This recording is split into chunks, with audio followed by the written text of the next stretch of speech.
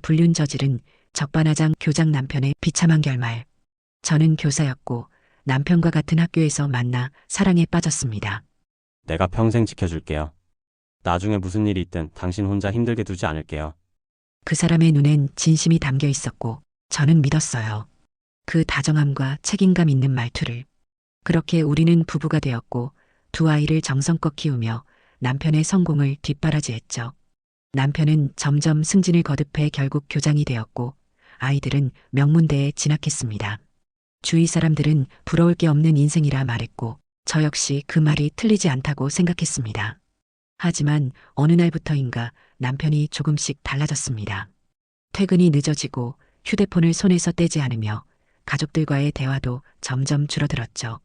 처음엔 일이 많아 그런 줄만 알았지만 남편이 근무하는 학교의 동료 교사들 사이에선 이상한 소문이 퍼졌습니다. 새로 정근 온 보건교사는 이혼녀인데 남자 교사들이 몸이 좀 안 좋다며 보건실에 들르면 그녀는 꼭 손을 잡거나 등을 쓸어주거나 너무 가까이 앉는다고 했습니다. 우연히 학교에서 남편과 보건교사의 대화를 목격한 뒤 의심은 점점 커져갔고 확실한 증거를 위해 볼펜형 몰래카메라도 설치했습니다. 남편 몰래 파일을 확인하는데 들려오는 음성은 충격적이었습니다. 진짜 괜찮아요? 괜찮아. 걸리면 걸리는 거지 뭐. 심장이 무너지는 기분이었죠. 배신감, 분노, 슬픔이 뒤섞인 채 저는 병원에 갔습니다. 몸이 너무 이상했거든요. 입맛도 없고 속도 계속 쓰리고 결과는 위암. 나는 남편과 이혼했고 남편은 곧바로 그 보건교사와 재혼했습니다. 하지만 얼마 지나지 않아 경악스러운 기사 하나를 접하게 됩니다. 땡땡초 보건교사, 교사와 보건실에서 부적절한 행위로 징계 예정. 남편은 재혼한 후 아이까지 키우고 있었는데 말입니다. 내 집에 살면서 요양원 안 가면 이혼하겠다는 며느리. 올해 73입니다. 서울에 조그마한 아파트 한 채가 있어요. 남편과 함께 평생을 아끼고 모아 마련한 집이죠. 남편이 떠난 지 어느덧 10년. 그 세월을 조용히 혼자 지내왔습니다. 어느 날 며느리가 먼저 말을 꺼냈습니다. 어머님, 손주 전학도 해야 하고 어머니 연세도 있으신데 저희가 모시는 게 낫지 않을까요? 그 말이 참 따뜻하게 들렸습니다. 그래서 기꺼이 함께 살게 되었죠. 하지만 막상 아들은 지방 근무로 집을 자주 비웠고 실상은 며느리와 단둘이 보내는 시간이 많아졌습니다. 처음엔 조심스럽던 며느리의 태도가 조금씩 달라지기 시작했습니다. 어머니, 제 이불은 쓰지 마세요. 냄새 밴다니까요. 냉장고 문도 함부로 열지 마시고요.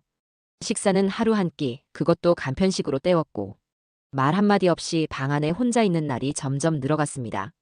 그러던 어느 날 평소 먹던 약을 먹었는지 잊고 또 복용했다가 탈이 났습니다. 병원에 다녀오는 길 며느리는 조용히 말하더군요. 어머님, 요양원 가고 싶다고 아들한테 말 좀 해주세요. 어머님이 그렇게 말 안 하시면 저 너무 힘들어서 이혼해야 돼요. 숨이 턱 막혔습니다. 아들 부부가 깨질까봐, 손주가 상처받을까봐 결국 조심스레 아들에게 요양원 이야기를 꺼냈습니다. 아들은 깜짝 놀라며 고개를 저었죠. 어머니, 무슨 말씀이세요? 저희가 여기 사는 것도 다 어머니 덕인데 그런 말씀 마세요. 그 말에 가슴이 시큰했지만 며느리는 오히려 더 강하게 몰아붙였습니다. 확실히 말하라며 차마 입에 담기 힘든 말들까지 쏟아냈습니다. 그날 밤 저는 조용히 침대에 누워 일기장을 꺼냈습니다. 내가 며느리의 덕을 보려고 했던 것이 실수다. 내가 바란 건 그저 아들의 평안한 삶이었을 뿐인데. 다음 날 아침 예상치 못한 일이 벌어졌습니다. 경비 아저씨가 아들을 조용히 불러 세우더랍니다. 우연히 CCTV를 봤는데요. 며느님이 엘리베이터 안에서 어머님께 좀 심하게 하시더라고요. 팔로 밀치는 장면도 몇 번 있었고요. 결국 아들은 모든 걸 알게 되었습니다. 그동안 아무것도 몰랐던 자신을 자책하며 이런 사람과는 갈라서겠다고 결단을 내렸습니다. 저는 손주도 있고 나야 괜찮다며 그저 너희들 잘 살라고 했지만 아들은 단호했습니다. 아들이 옳은 결정을 내렸다고 생각하신다면 좋아요와 구독, 댓글 부탁드립니다. 은행 여직원과 바람난 남편은 차에서 무얼 하고 있던 걸까? 결혼 25년 차 부부의 사연입니다. 남편은 은행 본점에서 일하고 있고 저는 아이를 낳은 후 일을 그만두고 전업주부로 살아왔어요. 다정한 남편 덕에 주변의 부러움을 많이 받던 가족이었어요. 그런데 결국 영원한 건 없었습니다. 어느 날부터인가 남편은 출장을 다닌다며 늦게 들어오기 시작했어요. 말수도 줄고 점점 예민해지기까지 하니 처음엔 회사 일이 많아져서 그런 줄로만 알았어요. 치열한 조직에서 살아남느라 얼마나 힘들까 싶어 오히려 더 잘해주려 애썼죠. 그러다 남편 책상 서랍에서 은행 내부 송달용 봉투를 발견하게 됐어요. 그건 은행원 간의 중요한 문서를 주고받을 때 사용하는 우편이었어요. 봉투가 여러 개라 지저분해 보여서 정리할 겸 하나씩 열어봤는데 그 중에 이상한 게 하나 있었어요. 업무 서류 대신 이런 쪽지가 있더군요. 지난번 호텔뷰가 진짜 좋았어요. 다음엔 제가 수건 챙길게요. 누가 봐도 이성 간에 주고받을 법한 쪽지였고 봉투 겉면엔 강남지점 여신지원팀 임혜령 대리라는 이름이 적혀 있었습니다. 남편에게 바로 따져 물으니 동기가 지점 여직원과 불륜 중인데 혹시라도 의심받을까봐 자기 이름을 송달에 대신 써달라고 부탁해왔고 어쩔 수 없이 들어줬다고 해명했어요. 심지어 친구와 나눈 카톡도 보여주더군요. 그런 불미스러운 일에 왜 엮이냐고 한 소리 했고 그 사건은 일단락됐습니다. 그러나 며칠 뒤 더 큰 사건이 벌어집니다. 그날 남편은 회식이 늦게까지 있다고 했어요. 남편을 기다리다 잠들었는데 새벽 천둥 소리에 잠에서 깼고 그때 마침 월패드에서 차량이 들어왔다는 음성 알림이 울리더군요. 그런데 10분이 지나도 들어오지 않는 거예요. 불길한 마음에 지하 주차장으로 내려간 저는 차량 뒷좌석에서 어떤 여자와 나란히 잠들어 있는 남편을 보게 되었어요. 그 여자의 목엔 사원증이 걸려 있었고 이름은 임혜령이었습니다. 남편이 예전에 친구의 불륜 상대라고 했던 바로 그 이름이었어요. 충격에 휩싸인 저는 곧바로 둘을 깨웠고 비몽사몽 취한 남편의 핸드폰을 빼서 남편 친구에게 전화를 걸었는데 벨소리는 남편 가방 안에서 울렸어요. 알고 보니 친구가 부탁한 것도 카톡도 전부 조작이었습니다. 남편은 알리바이를 위해 두 개의 핸드폰을 쓰고 있었던 거죠. 저는 핸드폰과 송달 내역을 정리해 은행 인사팀에 익명으로 제보했습니다. 그 후 출장비 부정 사용, 업무 외 유착 관계까지 드러나 결국 두 사람은 면직 조치를 받았습니다. 함께 쌓아온 모든 날들은 단 몇 번의 거짓말과 탐욕 앞에 무너졌습니다. 저는 깨달았습니다. 가정은 소중하다는 말 하나로는 지켜지지 않는다는 것을요. 이 이야기에 공감하셨다면 좋아요와 댓글로 함께해주세요. 며느리에게 줬던 2억, 결국 도로 뺏었습니다. 충청도 시골에서 소 키우며 40년 넘게 살아왔습니다. 새벽마다 축사 돌보고 여물 챙기며 악착같이 일했죠. 그렇게 모은 돈, 아들 결혼할 때 서울 전셋값으로 기꺼이 보태줬습니다. 아이들이 하루라도 빨리 자리 잡길 바라는 마음에 예단이나 혼수는 일절 바라지 않았습니다.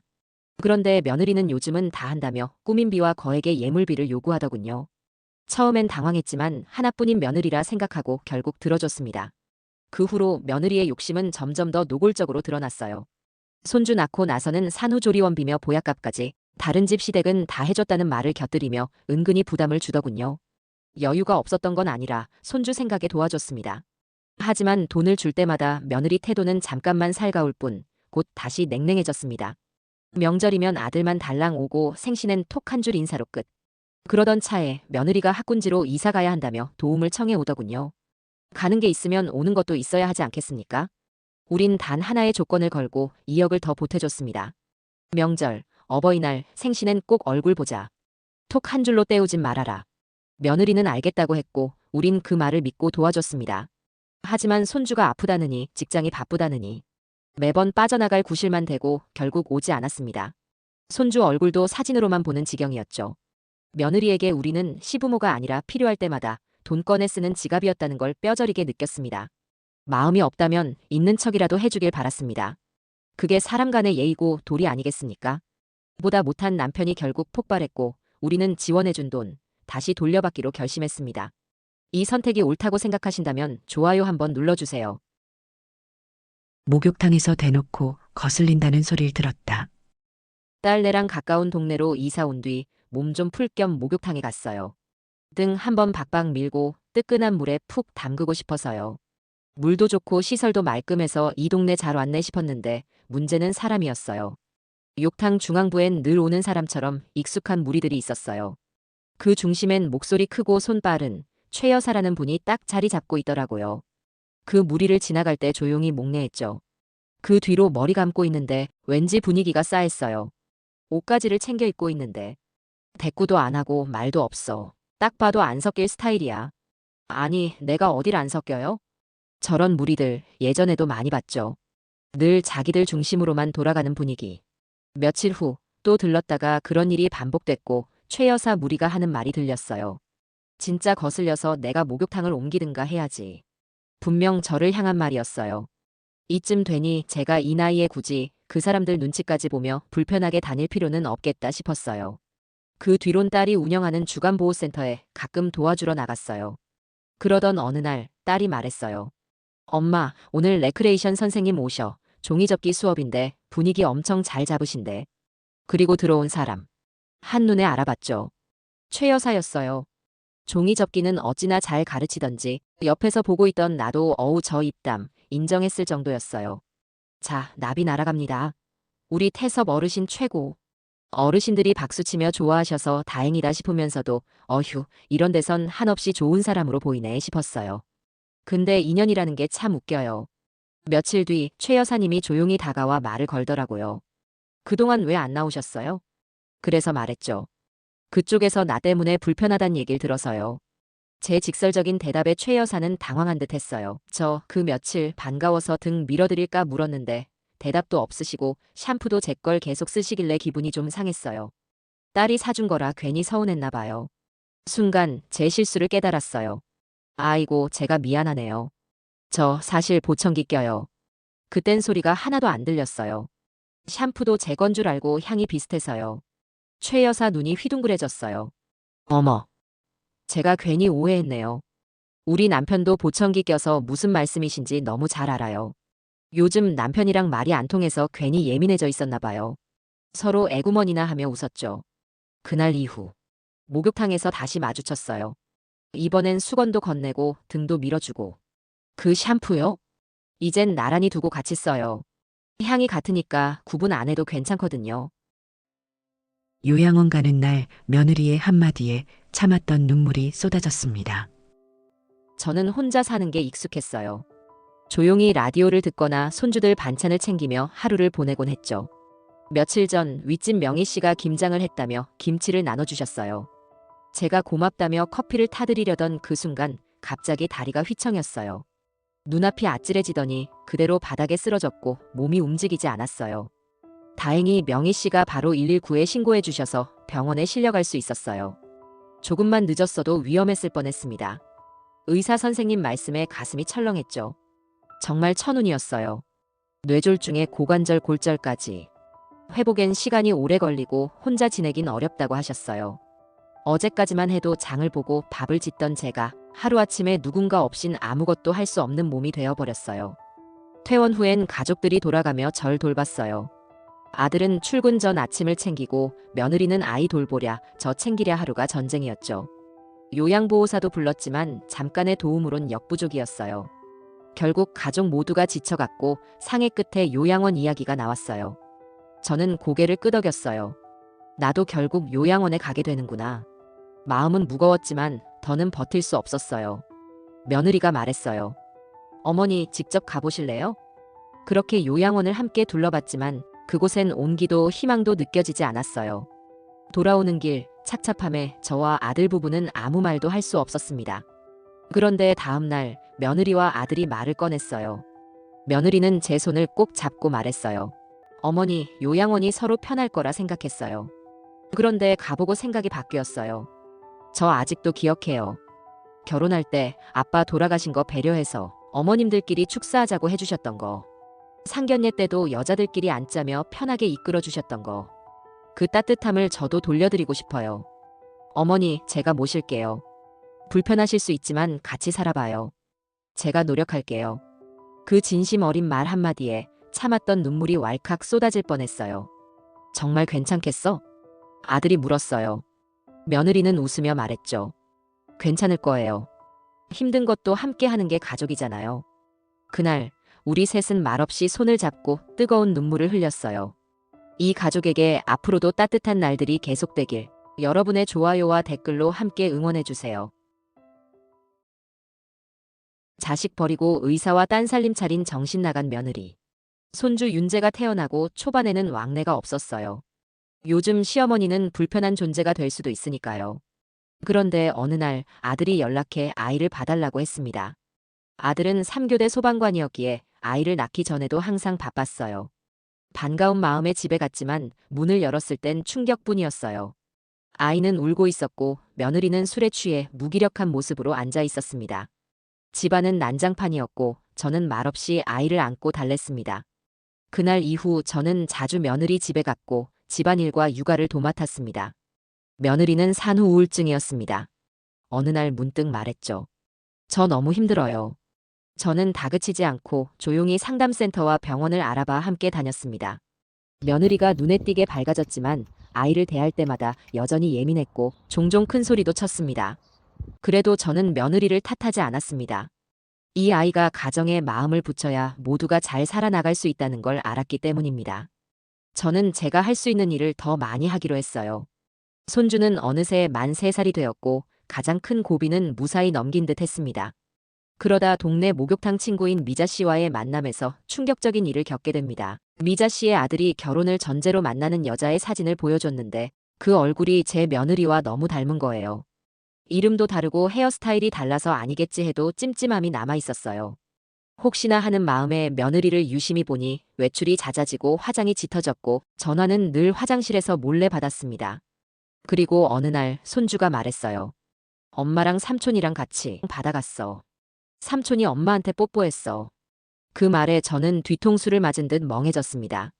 며느리는 제가 자리를 며칠 비운 사이 아이를 데리고 다른 남자와 바다에 다녀온 듯 했습니다.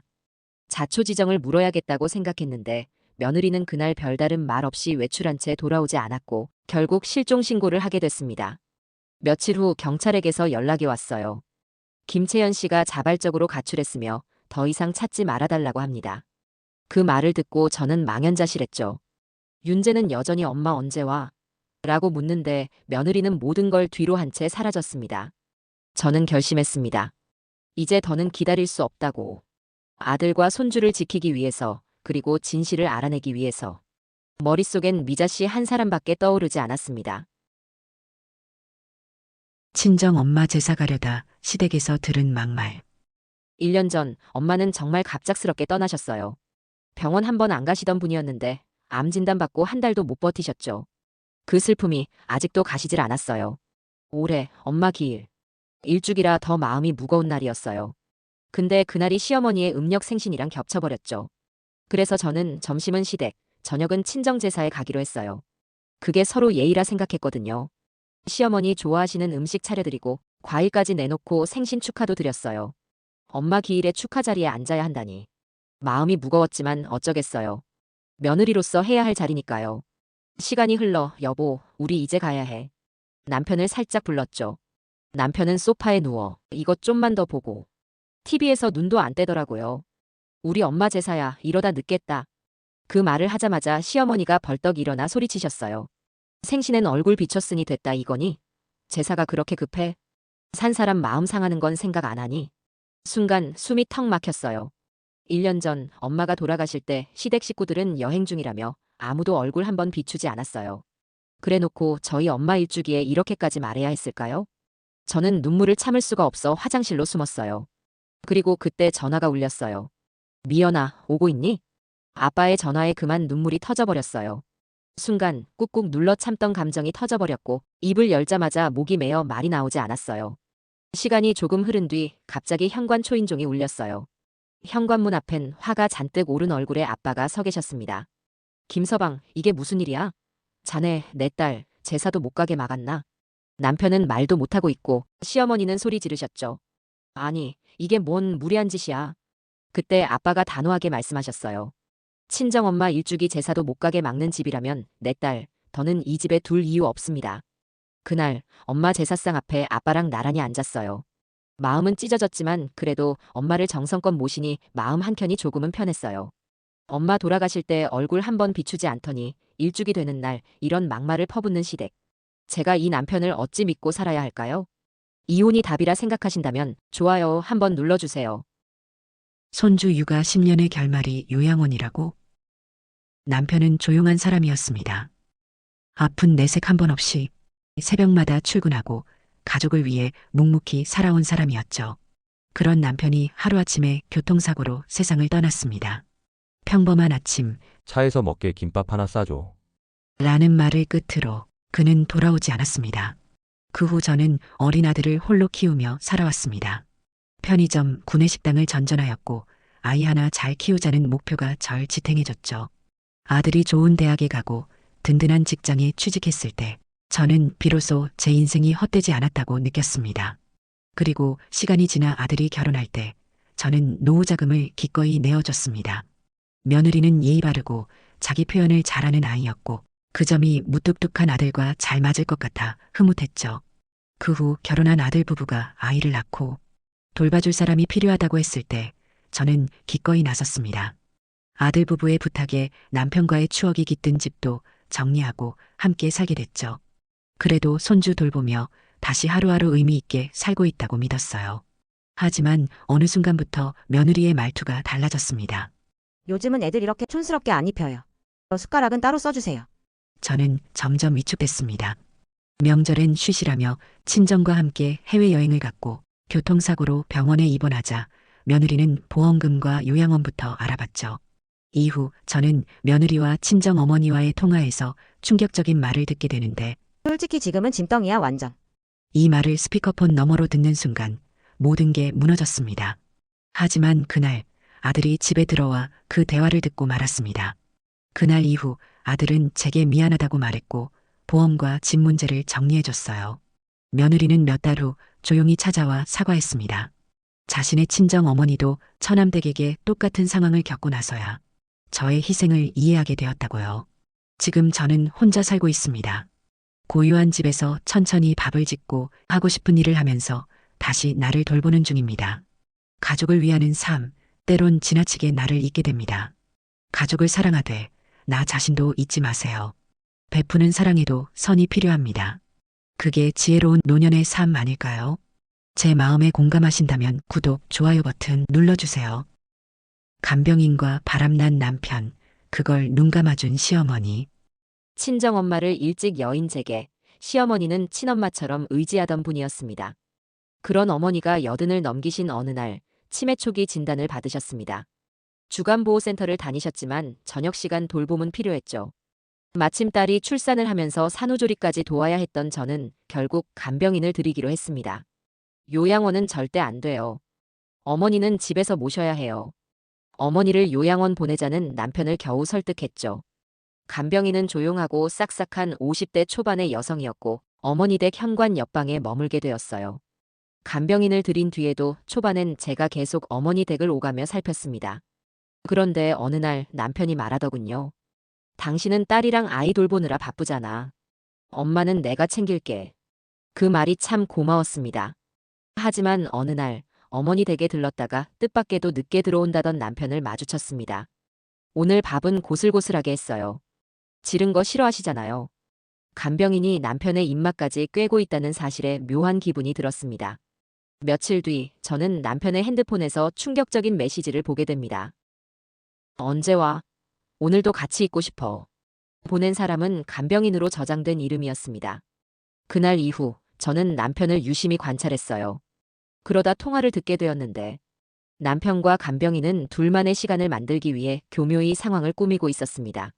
이따 갈게, 예쁘게 입어. 그때 그 빨간 거. 그 말을 들은 순간 확신이 들었습니다. 결국 저는 어머니 댁으로 향했고 간병인 방 안에서 함께 있는 두 사람을 직접 목격했습니다. 무엇보다 더 억울했던 건 이 모든 상황을 시어머니가 알고 있으면서도 모르는 척 감췄다는 사실이었습니다. 남편은 뻔뻔하게도 먼저 이혼을 요구했고 시어머니는 간병인의 편에 섰습니다. 내 통장은 네가 관리해. 제게 주시려 했던 유산은 간병인의 손에 들어갔고 결국 저희는 이혼하게 됐습니다. 하지만 그들의 끝은 허무했습니다. 어머니와 남편의 재산 일부를 챙긴 간병인은 갑자기 자취를 감췄고 나중에서야 알게 됐습니다. 그 여자 남편이 있는 사람이었고 전에도 여러 집을 돌며 같은 일을 반복했던 사람이더군요. 시어머니는 곧 세상을 떠나셨고 남편은 모든 걸 잃고 무너졌습니다. 가족이라 믿었던 두 사람을 잃었지만 저는 오늘도 꿋꿋하게 살아가고 있습니다. 여러분도 어떤 상처가 있든 그 아픔을 딛고 나아가시길 바랍니다. 이 영상이 그 길 위에서 작은 힘이 되었으면 좋겠습니다. 폐지 줍는 남자에게 도시락을 건넸는데 인생이 바뀌었습니다. 저는 동네 식당에서 일하며 하루하루를 버티듯 살아가고 있었어요. 아들이 39인데 몇 번 사업에 실패하고 다시 시작하려 준비 중이라 아침마다 밥 차려주고 조용히 일을 나서는 게 제 일상이었죠. 식당에선 손님에게 면박도 종종 들었지만 묵묵히 꿋꿋이 그게 제 몫이라 생각하며 살아왔습니다. 그 무렵 식당 뒷마당에 폐지를 가지러 오는 조용한 남성분이 계셨어요. 다른 직원이 쏘아붙이는 걸 듣고 박스를 따로 챙겨드렸더니 그 후로는 매번 조용히 고개를 숙이며 인사를 하시더군요. 그러다 어느 날 박스를 들다 말고 숨을 몰아쉬며 벽을 짚으셨어요. 당뇨가 좀 있어서 가끔 이래요. 그날 이후로 저는 아침마다 반찬을 챙겨드렸어요. 처음엔 사양하시더니 어느새 손맛이 좋더이다 하시며 다 드셨죠. 괜히 뿌듯했어요. 누군가와 따뜻함을 주고받는 기분이랄까. 그분은 무뚝뚝했지만 이상하게 그 앞에선 말이 많아졌어요. 차마 가족에겐 하지 못했던 푸념도 스르르 나오더군요. 어느 날은 손님에게 면박을 당하고 사장님께도 꾸중을 들은 날이었어요. 속상해서 뒷마당에 쪼그려 앉았는데 그분이 조용히 와서 앉으시더니 말씀하셨어요. 남들 말은 그날그날 바람 같소. 그걸 다 안고 살면 자기가 사라져버려. 그 한마디에 마음이 푹 놓였어요. 그날부터 그분이 오는 시간이 기다려졌습니다. 그러다 한 번은 속이 안 좋아 내시경 예약을 했다고 하니 같이 갈 사람은 있소? 하고 조용히 묻더군요. 혼자 가죠 뭐 웃으며 넘겼지만 검사 당일 병원 대기실에 멀끔하게 차려입고 기다리고 계셨어요. 보호자가 필요할까봐 와주셨대요. 끝나고는 죽을 꼭 먹어야 한다며 식당에도 데려가 주셨어요. 그날따라 그 죽이 어찌나 따뜻하던지 그 사람을 좋은 분 이상으로 느끼게 된 건 그날부터였죠. 얼마 뒤 그분이 조용히 말하셨어요. 자네를 보면 마음이 따뜻해져. 나 사실 가진 것이 많소. 이제 남은 생에 필요한 건 동반자요. 내 곁에 있어줄 수 있겠소? 마음이 살짝 흔들렸지만 선뜻 대답할 수 없었어요. 아들이 아직 자리 잡지 못했어요. 그 아이 두고 제가 행복해도 되나 그런 마음이 들어요. 그러자 그분이 말하셨어요. 그 아이가 어떤 마음으로 사는지 나도 한번 들어보고 싶소. 내가 도울 수 있는 일이라면 힘을 보태겠소. 정말로 며칠 뒤 아들과 만나셨고 사업 아이템을 함께 얘기하고 지원도 해주셨어요. 아들은 든든한 지원으로 재기에 성공했고 저는 그분과 한 집에서 따뜻한 나날을 보내고 있습니다. 저는 문득 늦게라도 내 사람은 따로 있었구나 생각하곤 합니다. 그리고 이 이야기가 여러분의 마음에 조용한 온기가 되어주길 바랍니다. 30년 전 날 버린 엄마가 내 앞에 다시 나타났습니다. 인생의 갈림길, 당신이라면 어떤 선택을 하시겠습니까? 오늘은 43살 다영 씨의 이야기입니다. 저는 남편과 함께 전통 한과 가게를 운영하며 살고 있습니다. 약과 육과 강정 모두 손으로 직접 만들며 정성을 다했고 입소문이 나면서 방송에도 몇 번 소개됐죠. 그런데 몇 달 전 제 삶에서 완전히 지웠다고 믿었던 사람이 방송에서 절 보고 만나러 찾아왔습니다. 그건 친엄마였습니다. 제가 13살이던 해 아빠는 병으로 누워 계셨고 엄마는 자주 외출을 했어요. 나중에야 알게 됐습니다. 다단계 사기에 빠져 있었던 걸요. 엄마는 아빠 병원비를 책임지겠다며 무리한 투자를 했고 결국 사기를 당했어요. 그걸 만회하려다 더 깊은 수렁에 빠졌던 것 같습니다. 그리고 어느 날 말도 없이 사라졌습니다. 식탁 위엔 쪽지 하나만 남겨져 있었죠. 다영아, 미안하다. 반드시 돌아올게. 조금만 기다려줘. 하지만 엄마는 돌아오지 않았습니다. 이모에게 연락했지만 너한테까지 피해갈까봐 엄마도 연락을 못하는 거야. 라는 말만 들었습니다. 그렇게 시간은 흘렀고 아빠는 제가 고3일 때 세상을 떠났습니다. 엄마는 마음속에서 지원했다고 믿었죠. 그런 엄마가 몇 달 전 다시 제 앞에 나타났습니다. 그리고 수척한 얼굴로 말했습니다. 내 빚이 너한테 갈까봐 감히 못 찾았어. 이제 몸도 아프고 죽기 전에 네 얼굴 보고 싶었어. 안부 한마디만 나눌 수 있어도 그걸로 충분해. 그리고 말했습니다. 빚은 대부분 정리했어. 더는 너한테 피해 안 주려고 식당일, 청소일 하며 하루하루 살아냈어. 그 말을 듣고 마음 한구석이 무너졌습니다. 그간 안부 한마디 없던 사람이 몸이 아프게 되고 나타난 것도 야속했지만 그 모습이 너무 작고 초라해 보였습니다. 그렇게 저는 흔들리기 시작했습니다. 지금 저는 두 갈래 길 앞에 서 있습니다. 선택일. 그래도 외면한다. 엄마 없이 컸고 아픈 아빠 곁에서 혼자 밥을 먹고 혼자 잠들었습니다. 그렇게 외롭게 살아온 제가 이제 와서 또 상처받을지도 모르는 사람을 제 삶에 들인다는 게 두렵습니다. 선택이 마지막이라 생각하고 인연을 이어간다. 엄마는 큰 걸 바라지 않았습니다. 안부 한마디 생사 확인. 그 정도면 된다고 말했습니다. 죽음을 앞두고 많은 생각을 했을 그 사람을 차갑게 외면하는 건 너무 잔인한 일일지도 모르겠다는 생각이 듭니다. 여러분이라면 어떤 선택을 하시겠습니까? 댓글로 여러분의 지혜를 나누어 주세요. 인생지혜단 여러분의 조언 기다리겠습니다. 날 쓰레기 취급한 엄마와 동생의 인생을 짓밟았다. 저는 어린 시절 온갖 집안일과 동생 돌봄을 도맡아야 했던 장녀였습니다. 엄마는 자주 집을 나갔고 아버지는 엄마 대신 좀 해라는 말을 입에 달고 살았습니다. 저는 새벽마다 밥을 짓고 5살 동생을 씻기고 먹였습니다. 그렇게라도 사랑받고 싶었지만 엄마는 언제나 동생에게만 따뜻했죠. 어느 여름 어린 동생을 업은 채 새참을 들고 비탈길을 오르다 넘어져 큰 부상을 당했지만 그날 밤 매를 맞은 건 저였어요. 동생 하나 못 챙기냐면서요. 아무도 제 상처는 들여다보지 않았죠. 그 집에서 사랑받는 아이는 동생 하나였습니다. 저는 장녀라는 이유로 새벽에 일어나 밥을 짓고 온갖 심부름을 했지만 새 옷과 새 가방은 늘 동생 차지였죠. 그래도 동생만은 내 편이라 믿었어요. 그런데 어느 날 동생이 말했어요. 누나, 그만 오지랖 떨어. 누가 부탁했어? 그 순간 마음속 마지막 불씨가 꺼지는 기분이었어요. 결국 고등학교도 마치기 전 집을 나왔고 공장에서 일하며 기숙사 생활을 했어요.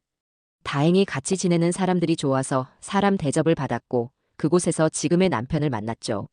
넌 못하는 게 없는 사람이야. 그 말에 눈물이 났습니다. 처음으로 제 가치를 인정받은 순간이었거든요. 결혼 후 저는 따뜻한 가정을 꾸렸고 예쁜 딸도 낳았습니다. 아이를 키우며 점점 제 상처도 치유되기 시작했어요. 사랑해. 라고 아이에게 해주는 다정한 말은 아이에게도 제 맘속에 있는 아이에게도 전해졌죠. 그렇게 세월이 흘렀고 어머니는 자식이 정성껏 마련해주는 칠순잔치를 꿈꾸고 계셨죠. 하지만 어머니는 칠순잔치에서 제가 참지 못할 말을 하게 됩니다. 쟤는 어릴 적부터 예민하고 피곤했어. 엄마가 되어도 엄마의 희생은 모르지. 그 말에 제 딸이 움찔했어요. 네 딸은 저 눈빛도 판박이야. 사람을 이상하게 쳐다보잖아.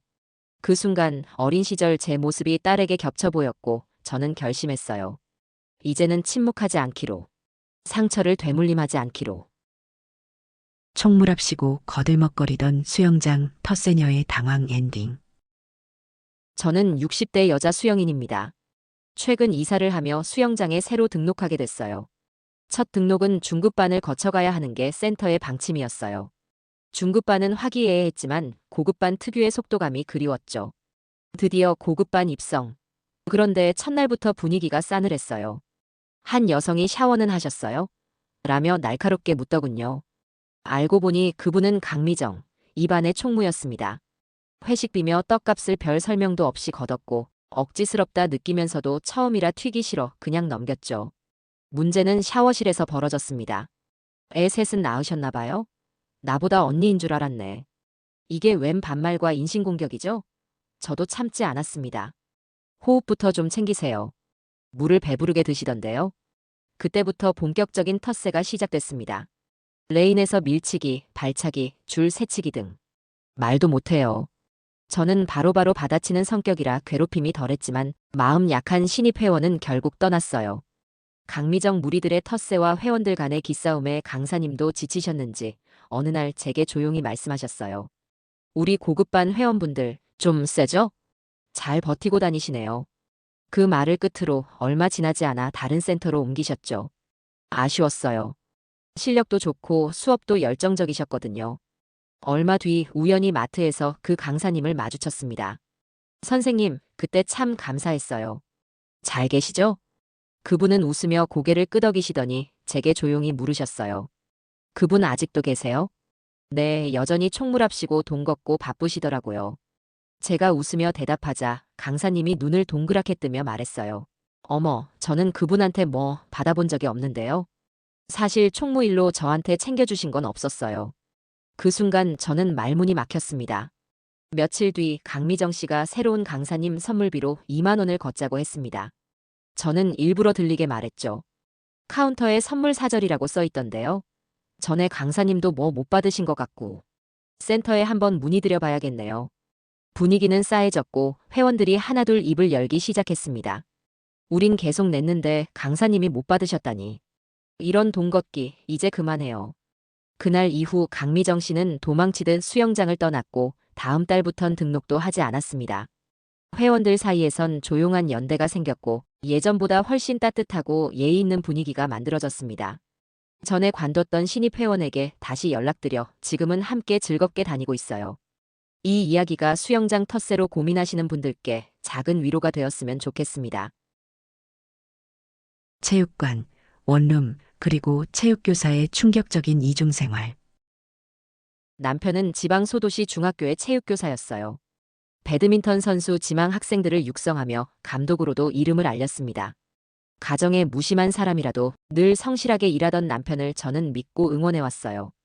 그런 남편이 요즘 이상해졌습니다. 귀가가 늦어지고 핸드폰을 손에서 내려놓지 않았어요. 비밀번호도 새로 바꾸고 문자가 오면 슬쩍 돌아서 확인하더군요. 어느 날 남편 학교 근처에 볼 일이 있어 들렀다가 근처 마트에서 우연히 남편이 지도했던 제자의 학부모 한 분을 마주쳤습니다. 그분이 반갑게 인사를 건네며 말했어요. 사모님, 요즘 이 근처 마트에서 한정섭 선생님 자주 뵈어요. 이사 오신 거예요? 그 말을 듣는 순간 괜한 불안감이 스며들더군요.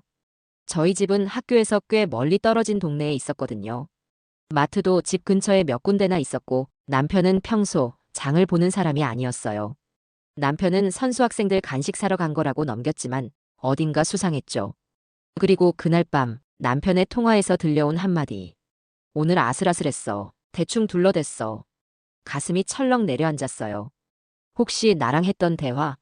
저는 몰래 남편의 차를 확인했어요. 낯선 립스틱과 진주 단추가 있었고 내비 기록을 찾아보니 한 원룸이 우리 집으로 등록돼 있었어요.